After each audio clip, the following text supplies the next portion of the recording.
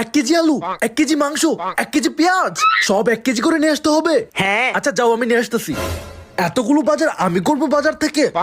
আজকে এমন কিপটামি করব যেটা কল্পনাও করতে পারবা না। সবকিছু 1 কেজি করে না কিনে 800 গ্রাম করে কিনবো, তাতে টাকাটা বেঁচে যাবে। এই তো মাছ। ভাই আমারে 1 কেজির কম মাছ দেন। ভাই আমাকে 1 কেজির কম আলু দেন। 1 কেজির কম নিলে বউ তো বুঝতেও পারবে না। সবকিছু 1 কেজির কম নিতেছে, বাড়ি গিয়ে বলতে হবে। এইখানে যা যা লেখা ছিল সবকিছু তো 1 কেজির কম করে নিয়েছি, টাকাটাও বেঁচে গেল, আমার কিপটামিও রক্ষা হলো, বউ তো বুঝতেও পারবে না। আব্বা আমি আজকে একদম সব বাজার করে নিয়ে আসছি, কোনো কিপটামি করি নাই। আমার কিপ্টি পোলা দেখি ভালো হয়ে গেছে গা।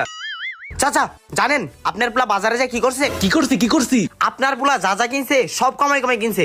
কিরে তুই কি তাই করছস? না আব্বা, মানে তোর নিরাপত্তায় প্রমাণ করতেছে তুই করছস। তবে রে পোলা দাঁড়া আজকে।